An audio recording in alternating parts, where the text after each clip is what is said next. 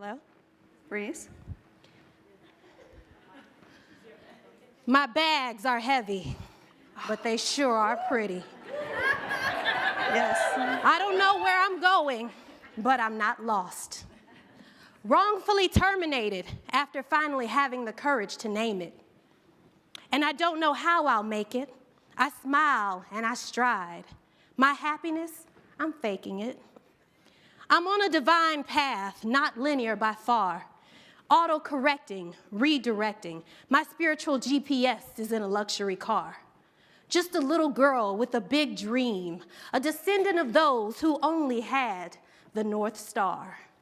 Tugging and lugging this Birkin filled with high debt to credit ratios, collection notices, self-doubt and shame, red and puffy eyes, salty from my cries.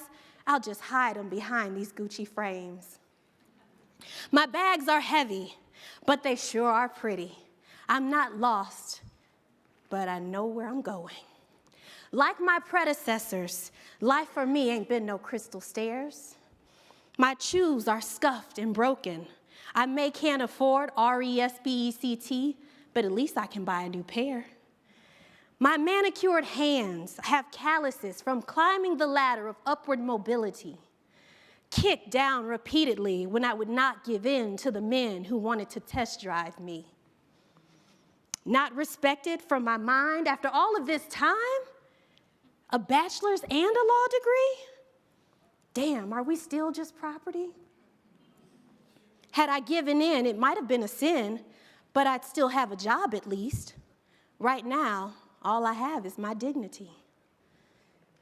But I won't complain because I stand on the shoulders of soldiers whose hands were blistered from cotton, you see. We seem to be the poster child of resiliency. So I can't stop to check the time on my watch. It's a Rolex with no battery. I don't know where I'm going, but I'm not lost. My bags are heavy, but they sure are pretty.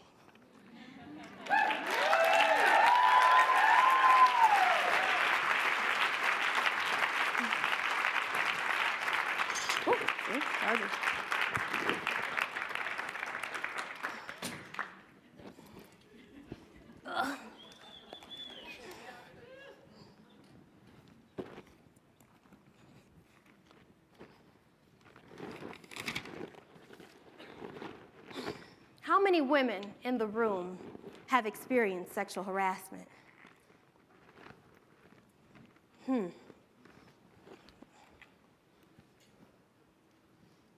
I call this poem, back one.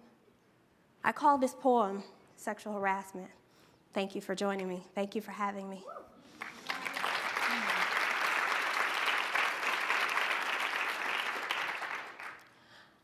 When I started law school, they said, turn to your left, turn to your right. When we finish, one of you won't be here. Well, in this instance, what they should have said to the ladies were, turn to your left, turn to your right. One of you will experience sexual harassment during your workforce journey.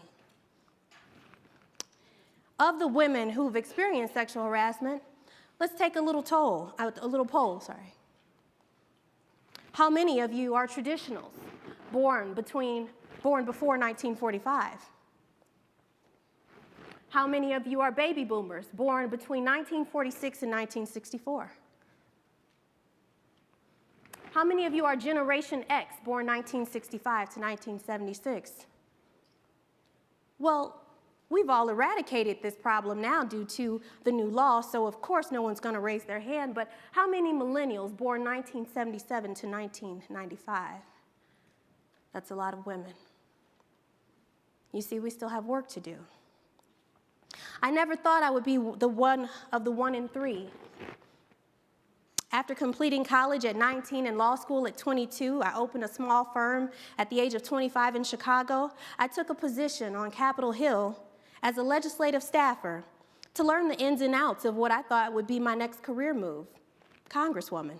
Duh.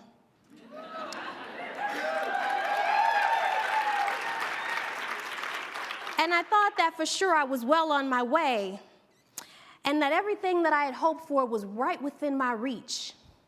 Because, like most millennials, I was told by the woman who raised me, you can be anything you want to be if you just work hard. And I believed it. I never imagined that there would be another price to pay outside of my work product. Being raised by this successful businesswoman, Reese Everson, my grandmother, who was sort of one of the hidden figures of the 60s, one of the first women who learned to integrate using a computer in booking travel. Long before anyone dreamed of Orbitz or Priceline, she used a computer, and she didn't even go to college. She said, I just couldn't, I don't know if you can see it, I just couldn't take 8 years for college. What a lady. I was taught that God, education, and integrity were the key to my success, so I knew that I could walk on or stand on her shoulders and feel these shoes. She would always tell me, stop driving so fast, you're gonna get a ticket, you're an officer of the court. But a year into my congressional fellowship, life began to change. I was propositioned and asked to offer up more than my intelligence and my creativity. Although non-physical, the request for a relationship of a sexual nature reduced me to a physical object. And it violated my sexual boundaries, which left me feeling distraught and traumatized. And even though I didn't know the textbook definition, I was being sexually harassed because my no could easily place me in the unemployment line. I would effectively destroy everything I'd worked so hard to accomplish. And being more difficult, as it would be more difficult to move forward without positive reference. Because of the incredible values of the woman who raised me, I refused to compromise my body for career gain. But I paid the price. I was wrongfully terminated, given negative references, and blackballed. I began to research sexual harassment and seek out support, and I learned the meaning of the phrase taboo. We don't seem to think that this issue needs to be discussed with our young women. We tell them to go to school and get an education and get a degree. But we don't tell them how to navigate that sea that's filled with tumultuous people who have hidden agendas. What will we do to prepare our women? As I began to write, every morning at 6 a.m., I would wake up at the crack of dawn with no alarm clock, and the information would just flow into me like a download. And I would just write and write and write and outflow this information, this book, this thing. And I said, I don't want to write this. God said, you have to write this. I said, but I don't want to be the face of this message. This is not a nice subject. I want to talk about traveling and being on the Travel Channel and good food and the Home Shopping Network and HGTV. I don't want to talk about sexual harassment. But my pain was so deep. I said, God, if you help me, I'll do what I can to make sure that no other young lady goes through this.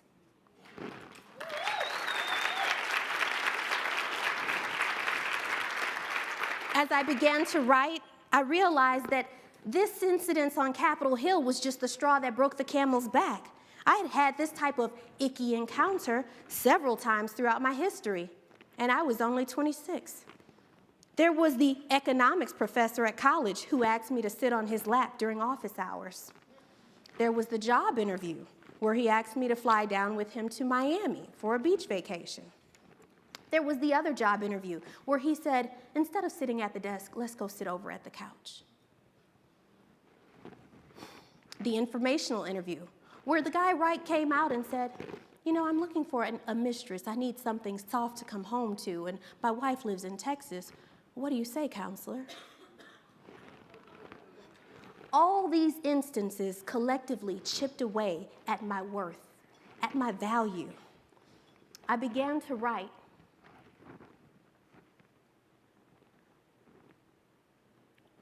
Backwards. Sorry. I began to write because it was the only way that I could keep my sanity. But see, what we learn is, to someone who doesn't understand growth, it would look like complete destruction. But see, a seed, in order to accomplish its greatest expression, has to come completely undone.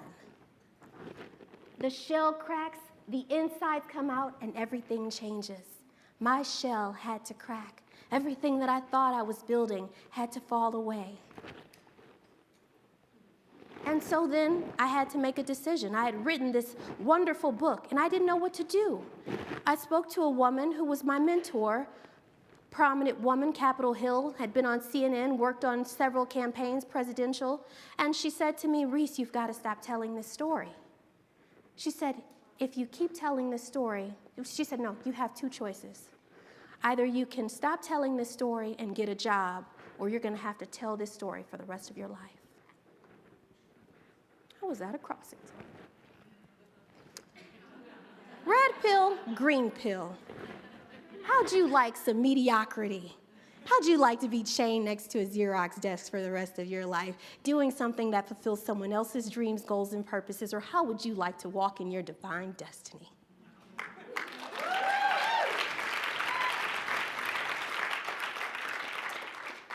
I chose the road that had no gravel. I said, if there's no desk, I'll build one. If there's no door, I'll build one.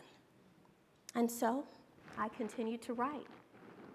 Because when I looked around, I didn't see any guides to help young women navigate sexual harassment. How many guides to tell young women, from a layman's point of view, how to, step by step, prepare the documents you need to arm yourself to go back into that office and say, look here, this is what we're doing and this is what we're not doing.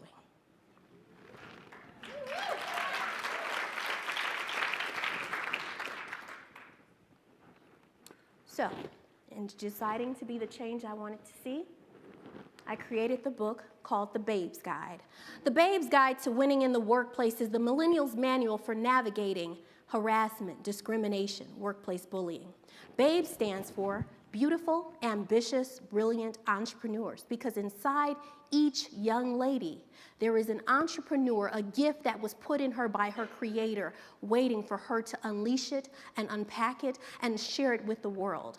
Now, whether she shares that during her 9 to 5 or her 5 to 9, she's an entrepreneur. And at Babes in the Workplace, we help women, one, advocate for themselves, go into those meetings and say to HR, I want safe passage. I want time to find a new opportunity. I want to be moved to a new department. I will not be penalized for this person's wrongful choices. If you do not choose to penalize him, it will not affect me negatively. My career will not be harmed. We allow women to learn how to use their voice to speak their power and stand in their strength.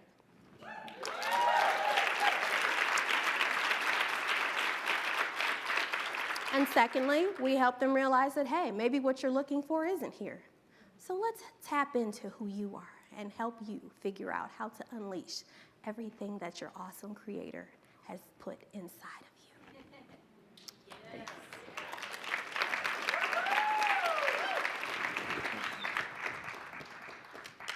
Thank you.